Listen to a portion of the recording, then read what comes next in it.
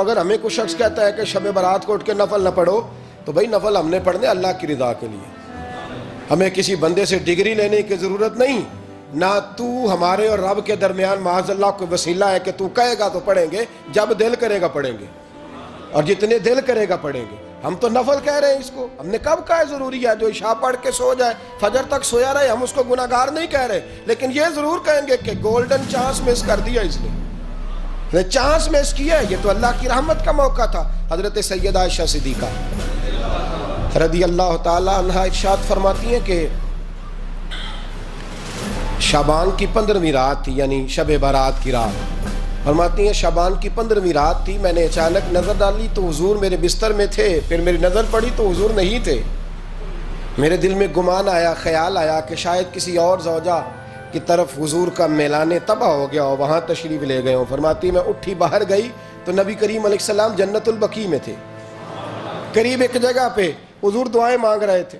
فرماتے میں گیا تو حضور فرمانے لگے ابو بکر کی بیٹی تو نے کیا گمان کیا کہ اللہ کا رسول تیری حق تلفی کرے گا؟ عرض کی حضور آپ مالک ہیں، کہیں اور جانا چاہیں تو میری طرف سے پابندی نہیں۔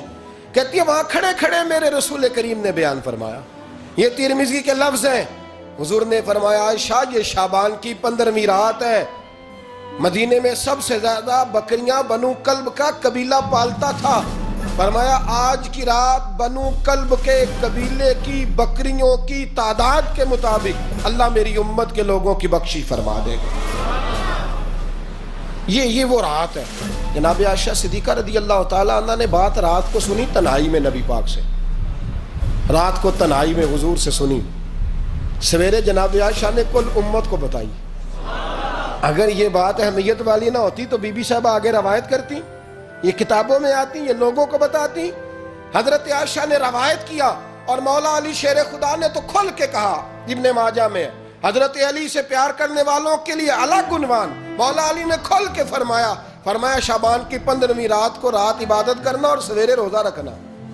حضرت علی کے لفظ بائی نے ہی سیاستہ میں رات کو روز عبادت کرنا، دن کو روزہ رکھنا۔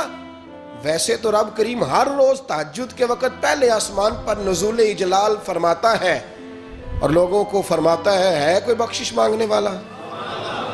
اور فرمایا ہر روز تہجد کے وقت یہ اعلان ہوتا ہے، پر شب برات کو نا شروع رات سے یہ اعلان شروع ہو جاتا ہے۔ ادھر دیکھو میری طرف، مغرب سے اعلان شروع ہو جائے گا۔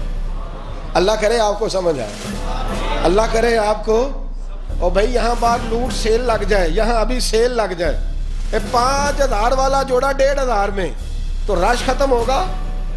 اور بھائی اگر یہ لگ جائے، چلو یہ تو دور کی بات ہے نا، ہم تو لنگر والے لوگ ہیں، اگر لنگر کا اعلان ہو جائے کہ بڑا تگڑا ہے، بڑا تگڑا، ہمارے ہاں تو شادی کی روٹی کھلتی ہے تو لوگ آخری روٹی سمجھ کے کھاتے ہیں، شاید اللہ ماشاءاللہ یہ آخری ہے اس کے بعد نہ ملے گی۔ جب اعلان ہوتا ہے اور دعوت ہوتی ہے کہ کھلا ہے جی کھاؤ، کیا حشر ہوتا ہے، کیا انداز ہے۔ مولا علی شیر خدا حدیث روایت کرتے ہیں، رنگ کیا ہے؟ فرمایا باقی راتوں میں نا تھوڑا سا پیکج ہوتا ہے، تھوڑا سا، آخری حصے میں رات کے شب برات کو نا رات چڑھتے ہی اللہ پہلے آسمان پر جو اس کی شان کے لائق ہے نزول جلال فرماتا ہے، اور پہلا جملہ یہ فرماتا ہے کوئی معافی مانگنے والا؟ اللہ کرے آپ کو سمجھ آئے، یعنی معافی دینے والا کہہ رہا ہے چلو آؤ ادھر، آؤ ذرا معافی مانگو، میں معاف کرنے آیا ہوں، مانگو معافی، ہے کوئی معافی مانگنے والا؟ معاف کر دیں گے۔ اور آپ فرماتے ہیں ہے کوئی رزق مانگنے والا؟ وہ جو بڑی درخواستیں دیتے پھرتے ہیں نا مختلف اداروں میں، وہ ایک درخواست نا کل شب برات والی رات بھی دیں۔ اللہ کرے آپ کو سمجھ آئے۔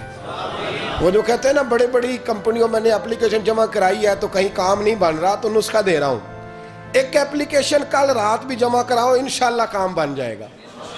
اور میں نہیں کہہ رہا، مولا علی شیر خدا فرما رہے ہیں، اور وہ خود نہیں فرما رہے، وہ نبی پاک کا فرمان نقل کر رہے ہیں، اور وہ رسول اللہ صلی اللہ علیہ وسلم کی بات نہیں بیان کر رہے، وہ کہتے ہیں رب فرماتا ہے کوئی روزی مانگنے والا؟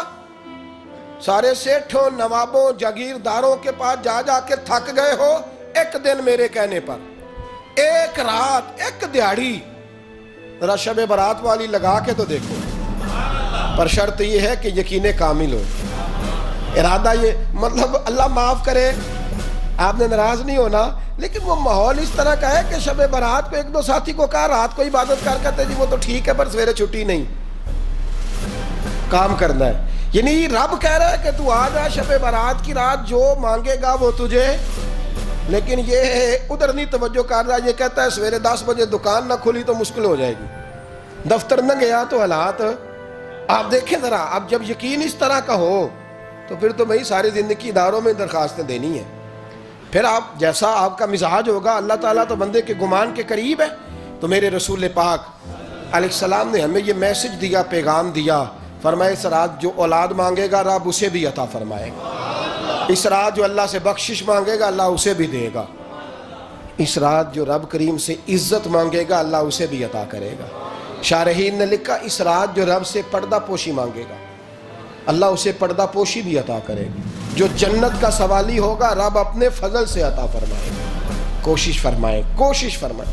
10 محرم کو ہمارے ہاں لوگ جاتے ہیں قبرستان، وہ کسی حدیث سے ثابت نہیں، میں منع نہیں کر رہا، جائیں 9 محرم کو جائیں، 10 کو جائیں، 11 کو جائیں، 8 کو جائیں، سفر میں جائیں، ربیع الاول میں جائیں، قبرستان میں جب بھی جائیں منع نہیں ہے. لیکن شب برات والی رات تو خود رسول کریم گئے ہیں نا قبرستان.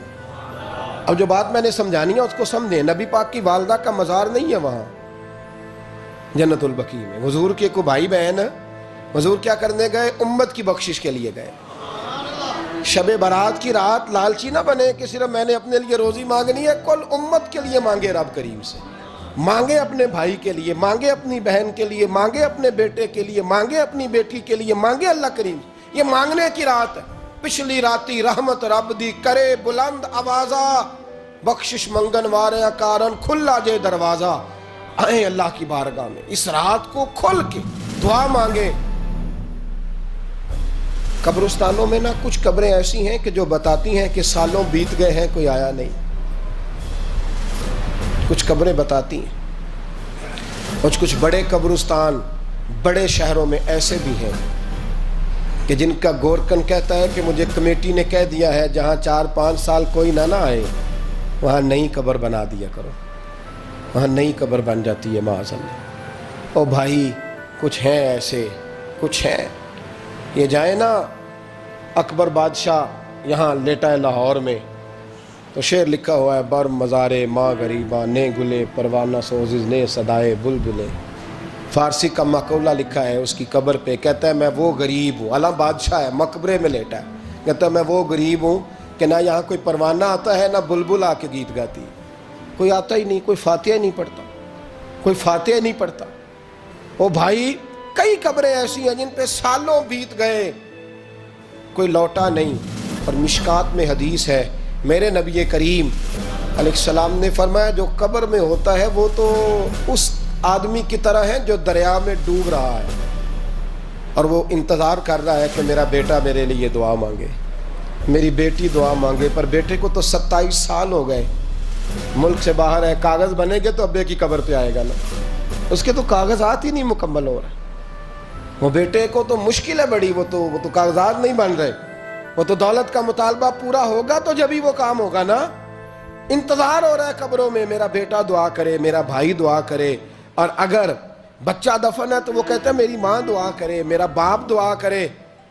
کوشش کریں شب برات بعد از مغرب یہ رواج پیدا کریں. یہ رسول اللہ کا طریقہ ہے صلی اللہ علیہ وسلم. قبرستان میں جائیں اور جا کر کے وہاں اللہ تبارک و تعالیٰ سے دعا مانگیں کہ یا اللہ جو اس قبرستان میں لیٹے ہیں وہ بھی، اور جو آج تک کلمہ پڑھنے والے دنیا سے گئے وہ بھی، اور جو قیامت تک جائیں گے وہ بھی. اے اللہ تو سب کی بخشش فرما دے. اللہ کی رحمت کو محدود نہ کرے کہ صرف مجھے بخش دے، اسے کہیں یا اللہ کل کی بخشش فرما. ساری امت کے لیے دعا کریں. شب برات کی رات نفل پڑھیں. ہمارے ہاں محفل ہوتی ہے ہر سال الحمدللہ، بڑے شوق سے بڑا خوبصورت ہم اہتمام کرتے ہیں. لیکن میں اکثر دوستوں سے کہا کرتا ہوں کہ جن کو اکیلے میں نفل پڑھنے میں مزہ آئے وہ اکیلے میں پڑھیں. کتنی کھلی بات کر رہا ہوں. میں پابند نہیں کر رہا کہ آپ یہاں آئیں گے محفل میں آئیں گے ضروری ہے. بھئی آپ کو اکیلے میں مزہ آتا ہے نا. کچھ لوگ تنہائی میں ہو تو دل زیادہ لگتا ہے، وہ تنہائی میں کریں اللہ اللہ کوئی حرج نہیں. لیکن کچھ ایسے ہیں کہ نعت سنتے ہیں تو دل نرم ہوتا ہے، تقریر سنتے ہیں تو دل نرم ہوتا ہے. تو جن کا اس طرح نرم ہوتا ہے وہ مسجد میں آئے, بات سنے. کچھ کو سب کے بیچ بیٹھ کے رونا آتا ہے. حضرت سعدی شیرازی فرمایا کرتے تھے کچھ لوگوں کے آنسو مجھے رلا جاتے ہیں. فرماتے ہیں کچھ کی آنکھیں دیکھ کے رو پڑتا ہوں, لہٰذا میں جب بھی ذکر کرتا ہوں محفلوں میں بیٹھ کے کرتا ہوں. تنہائیوں میں مجھ سے نہیں ہوتا, تو جس سے نہیں ہوتا وہ آئے نا, مسجد میں آئے, رات عبادت کریں. کل مغرب سے پہلے کام سمیٹ لیں سارے, اور مغرب کے بعد یہ رات شروع ہوگی. مغرب کے بعد ایک چھٹی کر لو اللہ رسول کے لیے, کر لیں گے انشاءاللہ تعالی ایک چھٹی. اور توبہ کی رات ہے, یہ توبہ کرنی ہے. توبہ کس کو کہتے ہیں؟ توبہ کا معنی ہے پچھلے گناہ پر پچھتانا, شرمسار ہونا.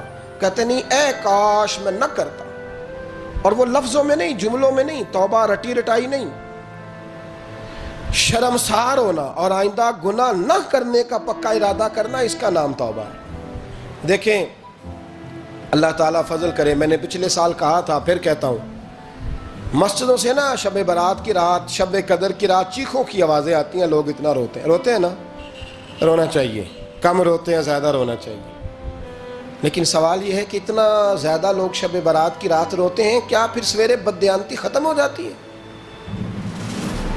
جو رات مسجد میں کھل کے رو کے آیا ہے اس کا پروگرام ہے نا کہ اب ملاوٹ کبھی نہیں کرے گا, اب گاہکوں سے جھوٹ کبھی نہیں بولے گا, اب وہ بددیانتی کا معاملہ کبھی نہیں کرے گا. لیکن رات روتا بھی رہے اور سویرے پروگرام یہ ہو کہ میں نے پھر لوگوں کو فریب دینا ہے, داؤ لگانا ہے, تو اس نے توبہ کیا رات کے, یہاں بس یہ ایکٹنگ کر کے لوٹ آیا.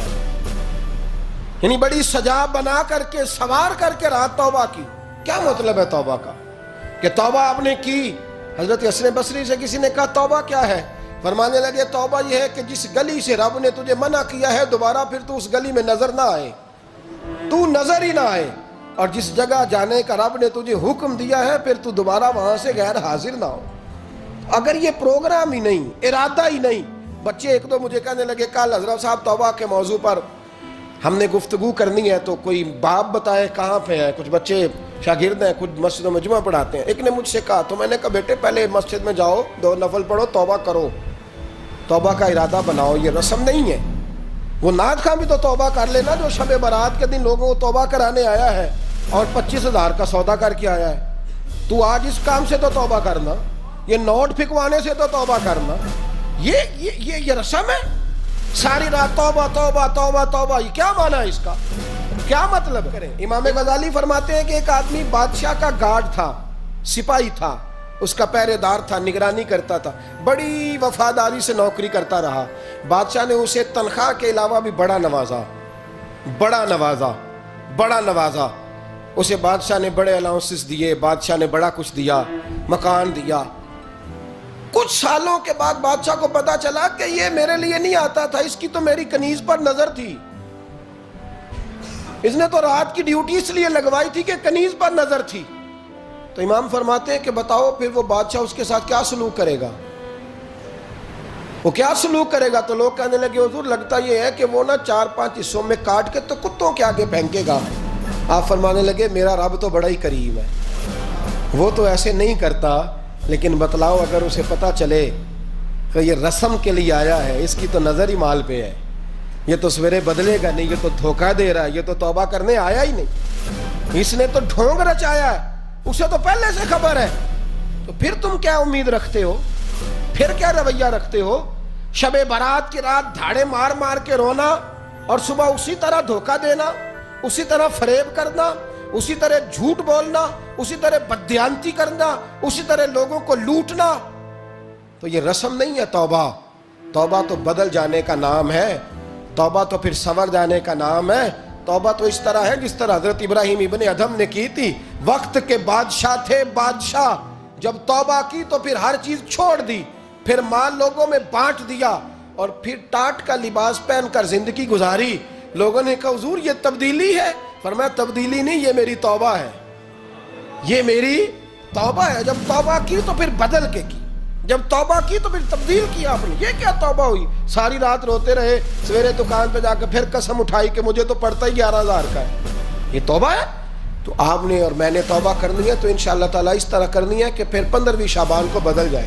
یہ جو موقع آتے ہیں نا شب برات کے, شب قدر کے، یہ بنیادی طور پر اللہ تعالیٰ کی طرف سے دی ہوا موقع ہوتا ہے کہ چلو تمہیں چانس دیتے ہیں، تمہیں چانس دیتے ہیں، پابندی کوئی نہیں، لیکن رب کی طرف سے نا موقع ملتا ہے، چلو تمہیں ایک موقع دیتے ہیں، چلو اپنے آپ کو کلیئر کر لو، تمہیں موقع دیتے ہیں۔ یا اللہ کیا کرے، کچھ بھی نہیں، آ کے نا سچے دل سے 2 رکعتیں پڑھ کے توبہ کرو، عرش کا مالک پچھلے سارے ہی معاف کر دے گا۔ کچھ بھی نہیں، آؤ موقع ہے۔ ان لوگوں کی باتوں پہ نہ جائیں جو بلا وجہ پریشان کرتے ہیں۔ ہمیں بھی روز ہی سوال آتے ہیں، دل نہیں کرتا، کچھ باتیں ایسی ہیں جو کرنے کو طبیعت نہیں چاہتی، میں کروں گا بھی نہیں۔ لوگوں کو شب برات کا حوالہ بھی نہیں مل رہا، حالانکہ ترمذی شریف میں حدیث موجود ہے، صحاح ستہ کی روایت ہے، ترمذی میں موجود ہے۔ پہلے کہتے ہیں صحاح ستہ سے دکھاؤ، جب صحاح ستہ سے مل گئی تو آپ اور کدھر جانا ہے؟ اور ابن ماجہ میں موجود ہے مولا علی کی روایت، اور ذرا ترتیب دیکھیے گا، یہ ترمذی کی حدیث ہے، اور امام ترمذی نے تو پورا باب باندھا ہے 15ویں شعبان پر، پورا باب۔ اب تمہاری مرضی ہے، اگر تم نہیں بات کو سمجھنا چاہتے۔ اور مجھے پتا کیوں یہ شب برات کیا لگتا ہے، مجھے کبھی کبھی یوں لگتا ہے کہ رب فرماتا ہے کہ رمضان سے 15 دن پہلے ہی پکی سچی توبہ کر لے، تیاری کر، پاک صاف ہو جا، تاکہ جب رمضان آئے نا تو پھر تجھے پاک ہونے کی ضرورت نہ پڑے، بس پھر تو آتا جائے اور میں تیرے اوپر رحمتیں نچھاور کرتا جاؤں۔ بس تو پہلے ہی تیاری کر، 15 دن پہلے ہی، 14 دن پہلے تیار ہو جا۔ کل رات اپنے آپ کو ذہنی طور پر تیار کریں، بچوں کو تیار کریں، گھروں کو تیار کریں۔ اب جب مہمان آتے ہیں نا بڑا کچھ کرتے ہیں، شب برات آئے تو مصلی ایک دفعہ دھویا کریں، ایک دفعہ مصلی دھویا کریں۔ فرش دھوتے ہیں نا، مہمانوں نے آنا ہے تو ایک کمرے کا فرش دھو کے صاف کریں کہ خواتین نے یہاں ساری رات نماز پڑھنی، یہ ارادے بنائیں۔ جس طرح آپ کہتے ہیں نا رات کو سفر کرنا ہے تو دوپہر میں تھوڑا آرام نہ کر لوں تو کل دوپہر میں آرام کر لیں، تاکہ رات کو رب رب کرنا آسان ہو جائے، اللہ کی بارگاہ میں بیٹھنا آسان ہو جائے۔ مکمل طور پر ذہنی طور پر اپنے آپ کو تیار کریں۔ یہاں بھی محفل ہوگی انشاءاللہ، عشاء کے متصل بعد شروع ہو جائے گی، 12 بجے تک محفل چلے گی، پھر 12 بجے کے بعد نماز تسبیح پڑھی جائے گی، پھر 1 بجے پھر دوبارہ آپ کو اجازت دی جائے گی، کوئی انفرادی طور پر گھنٹہ سوا اپنی الگ سے کوئی عبادت کرنا چاہے تو وہ تب بھی ممکن ہو، جیسے آپ کو موقع بنے۔ میں کہہ چکا ہوں، لیکن وقت ضائع نہ کرنا، گولڈن چانس ہے، اس کو مس نہ کرنا، یہ شب نجات ہے، اس کے ضرور قریب جانا۔ رب کریم سمجھنے کی توفیق عطا فرمائے۔ آخر دعوایا ان الحمدللہ رب العالمین۔